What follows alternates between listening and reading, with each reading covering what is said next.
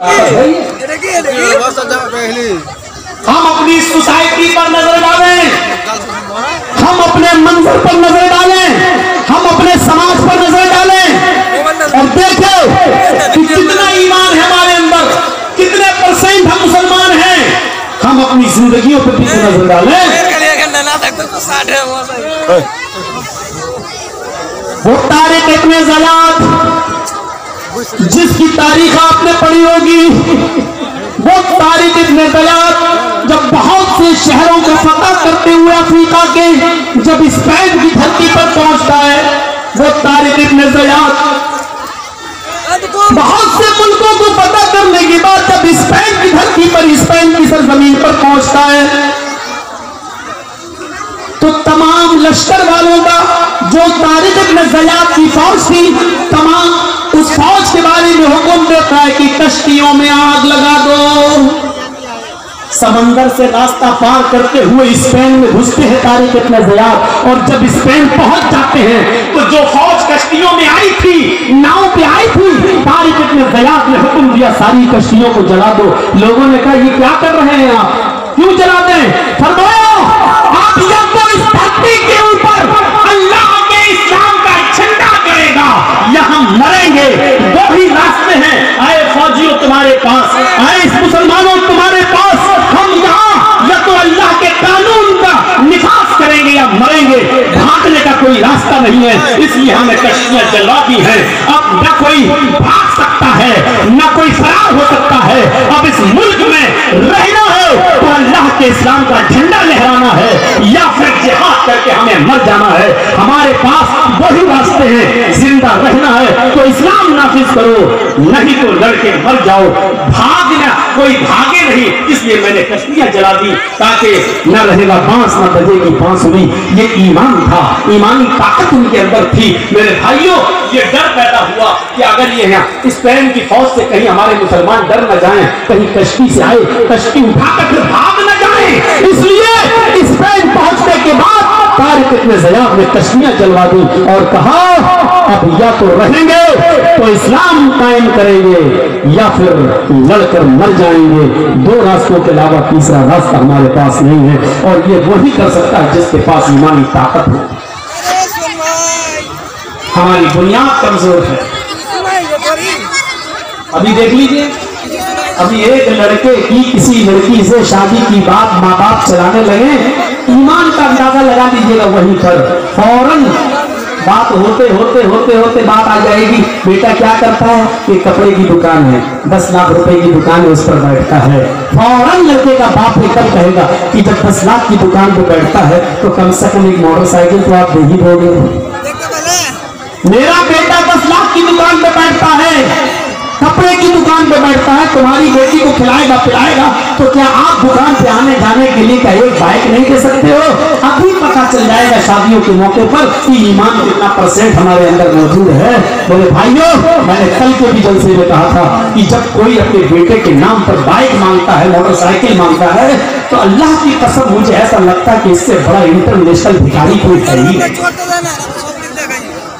मेरे दरवाजे पर कोई लगड़ा भूला आए, 100, 200, 500 रुपए देने में अच्छा लगता, कमाने के लायक नहीं है, हाथ कटे हैं, पैर कटे हैं, लंगड़ा है, आंखों से अंधा, अल्लाह के नाम पे मांग रहा, 100 रुपए दे दो बेचारे को, अच्छा लगता है क्योंकि वो अल्लाह के नाम पे मांग रहा है। अब ईमानदारी के साथ बताओ, ये हट्टा खट्टा नौजवान तंदुरुस्त अपने बेटे के नाम पे कह रहा है 70,000 की बाइक,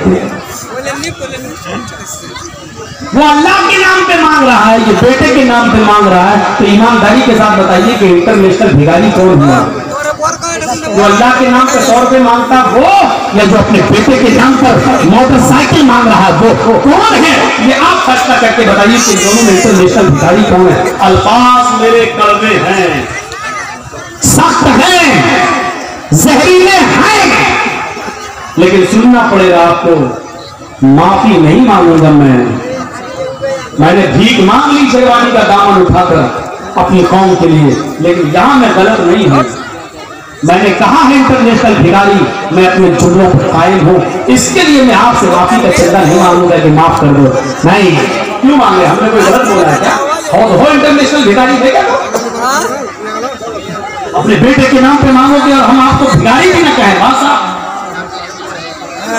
बारात आ रही है, 400-500 आदमी बारात में जा रहे हैं। 400-500 आदमी लड़की वाले से कह रहे साहब हेलो 400 आदमी की बारात जा रही है। अच्छा, लड़की का बाप मजबूर है। अच्छा ठीक है, सुनो दहेज में 2-3 आइटम कम दे दोगे चलेगा, लेकिन खातरी में कमी नहीं होनी चाहिए। हमारे मेहमान की मेहमान नवाजी अच्छी होनी चाहिए। जानते हो इसका मतलब क्या है? ये लड़के का बाप जो लड़की के बाप से कह रहा है मेहमान नवाजी अच्छी होनी चाहिए, इसका मतलब आप समझ रहे हो? इसका मतलब है मेरे साथ जो 250-300 बाराती आ रहे हैं, बाराती नहीं चोर जो आ रहे हैं, चोर भी नहीं डाकू, ये लुटेरे जो हमारे साथ आ रहे हैं, इनको छोटा बड़ा नहीं चलेगा, छोटा देना। मतलब मुंह से नहीं कह रहा, मुंह से इतना कहा खातरी अच्छी कर देना। जहेज में 1-2 आइटम कम दे देना चलेगा, लेकिन खातरी अच्छी कर देना, मेहमान नवाजी अच्छी। ये इस अच्छी में बहुत सी चीजें छिपी हुई है। यानी बड़ा नहीं चलेगा, छोटा देना। पलटी नहीं चलेगा, देसी मुर्गा चलेगा, वो देना। 1 आइटम नहीं चलेगा, 5-6 आइटम देना। इस अच्छी में ये सारी चीजें छिपी हुई हैं। और इन लुटेरों का पेट भरने के लिए उस लड़की का बाप कहां से बेचारा कर्जा लेता है और आपको एक टाइम अच्छा खाना खिला देता है। अच्छा खाने का मतलब समझ गए ना? आपको बड़े का नहीं मटन खिला देता है, देसी मुर्गा खिला देता है, आपके पेट की जहन्नम को भर देता है। हालांकि इस एक दिन के खिलाने के चक्कर में उस लड़की के बाप को उसका कर्ज का अदायगी करते हुए कितना सूद देना पड़ता है और कितने साल तक उसका कर्जा अदा नहीं कर पाता है वो बेचारा। कभी आप उस गरीब बाप की गुर्बत की तरफ भी आपने ख्याल रखा है? इतना याद रखना, अगर आपने किसी गरीब की गुर्बत को नहीं देखा तो आप जालिम हो जाएंगे, आप जालिम कहलाएंगे। ये जमीन पड़ी है, ये खाली जमीन है जहां औरतें बैठी हुई हैं, मैं यही रहता हूं, मैं यही रहता हूं। चलिए मान लीजिए मुझे मालूम है कि ये एक जमीन किसकी है।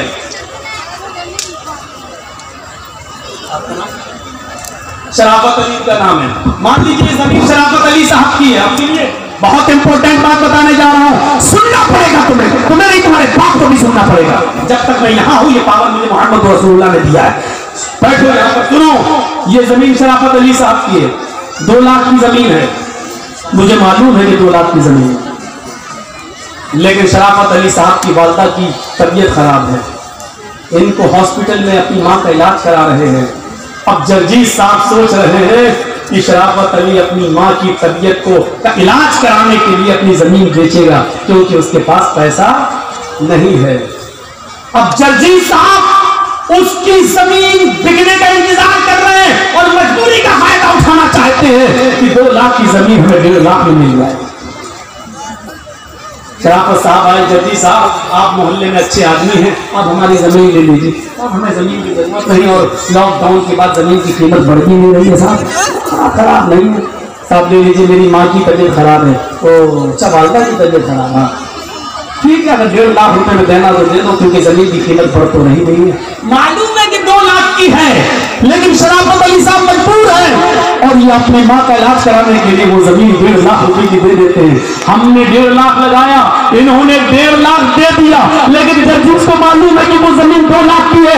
अल्लाह की कसम, हम इसके बावजूद बेईमान है, चाहे सौदा करके ही हमने क्यों न लिया हो, क्योंकि हमें मालूम है कि वो 2 लाख की जमीन है। हम हक मार रहे हैं, हम मजबूर की मजबूरी का नाजायज फायदा उठा रहे हैं। और इस्लाम ये कह रहा है कि तू चाहे कितनी नमाजें पढ़ ले, चाहे कितने रोजे रख ले, लेकिन तूने अपने मुसलमान भाई के ऊपर जुल्म किया है, अल्लाह की कसम तेरी नमाज कबूल नहीं होगी, तेरा रोजा कबूल नहीं होगा। हम बड़े कहाँ हैं? चले गए मस्जिद में और आए 2 रकात नमाज पढ़ के दाढ़ी पे हाथ फेर के निकल गए, लगता है जैसे अल्लाह पर बहुत बड़ा एहसान करके आए हैं, अल्लाह पे बहुत बड़ा एहसान करके आए हैं। जब तक तुम लोगों की मजबूरी का फायदा उठाओगे, तुम्हारी इबादत कबूल नहीं होगी। कभी आपने ये भी सोचा है कि साहब 2 लाख की जमीन है शराफत अली साहब की, इनकी माँ का इलाज होना है, बेचारे को जरूरत है पैसों की, चलो 2 लाख की जमीन को हम 2.25 लाख में ले लेते हैं। बेचारा अपनी माँ का इलाज करा रहा है, ऐसे किसी के सामने हाथ फैलाने में शर्म आ रही है। चलो 2 की जमीन हम 2.25 में खरीद लेते हैं, हमारी जमीन पड़ी रहेगी 2-4 साल, उसकी कीमत बढ़ जाएगी, लेकिन एक मजबूर आदमी बेचारा अपनी माँ का इलाज करा लेगा। कभी 2 लाख की जमीन को 2.25 लाख में दिया हमने, कभी 2 लाख की जमीन का 2.5 लाख दिया है। जब 2 का 2.5 नहीं दे सकते हो तो 2 का 1.5 देना भी जुल्म है, जुल्म है, जुल्म है। रब्बे काबा की कसम जुल्म है और अल्लाह इसको माफ नहीं करेगा। मजबूरी का फायदा उठाएंगे। ईमान इस चीज का नाम है। यही तो हमारी ईमान की कमजोरी है, यही तो हमारी ईमान में कमजोरी। हमारी बुनियाद जब कमजोर है तो इमारत कैसे मजबूत हो सकती है? इमारत हमारी कैसे मजबूत हो सकती है? हमें अपने ईमान को मजबूत करना है। वो कौन सा ईमान था? वो कौन सा ईमान था? क्या की है? एक औरत कबीले गामदिया से सहाबिया है, आती है और अल्लाह के नबी मुझसे एक जुर्म हो गया है। क्या जुर्म हुआ है? सुन लो, थोड़ी देर के लिए और बैठ लो, इस बात को सुन लो। आंखों में आंसू आ जाते हैं। इस बात को सुनने के बाद इंसान रोने पे मजबूर हो जाता है। ये बात क्या हमारे ईमान को झंझोड़ता है। इस बात को सुन लो, चलेगा ना? थोड़ी देर ये ठीक में और डाल दो मेरी झोली में। इस बात को सुन लो। वो औरत आती है और अल्लाह के नबी मुझसे जुर्म हो गया है। आपने कहा तौबा कर। कहने लगे अल्लाह के नबी मैं इसी दुनिया में पाक होना चाहती हूँ, मैं इसी दुनिया में उस जुर्म की सजा पाना चाहती हूँ। आपने कहा तौबा कर, अल्लाह से मग़फ़िरत की दुआ मांग, अल्लाह गफूर रहीम है। कहने लगी मेरा जुर्म तो सुन लीजिए, क्या इस जुर्म की कोई माफी है भी या नहीं? अल्लाह के नबी ने कहा पता क्या तेरा जुर्म हुआ है, क्या तुझसे गलती हुई है? कहने लगी अल्लाह के नबी मेरा शौहर को 3 साल से घर पे नहीं है। मैं जंगल में बकरियां चरा रही थी, मैं जंगल में बकरियां चरा रही थी। वहीं पहाड़ी के पास एक चरवाहा भी बकरियां चरा रहा था। हम अपने शौहर से 2-3 साल से दूर थे, इसलिए हमारे दिल की उमंगें उठने लगी और उस बकरियां चरवाने वाले चरवाहे के साथ मिलकर हमने जिस्मानी ताल्लुक, शारीरिक संबंध बना लिया। एक पहाड़ की झाड़ी में, पहाड़ी के नीचे की झाड़ी में हम दोनों गए और हम दोनों ने ज़िना कर लिया।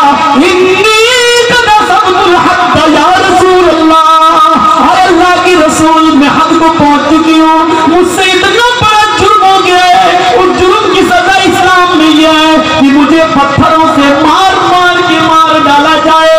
आप कैसे कह रहे हैं कि अल्लाह से माफी मांग ले, अल्लाह से तौबा कर ले? अल्लाह के नबी ने कहा अच्छा ओ ये गुनाह हुआ है तुमसे, जी ठीक है, क्या चाहती हो? कहा मुझे खत्म कर दिया जाए। इस्लाम ने जो सजा बताई है, पत्थरों से मार मार के मार डालो, खत्म कर दो, हमें वो सजा दी जाए। अल्लाह के नबी ने कहा ठीक है तुम्हें ये सजा दी जाएगी, जाओ ऐ सहाबियों इस औरत को ले जाओ।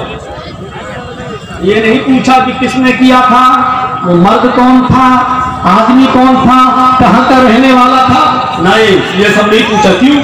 जिसकी बात छिपी है छिपी रहने दो, वो जाने और उसका अल्लाह जाने। हमारे यहाँ तो नंगा करने का रवाज है। अच्छा किसने किया?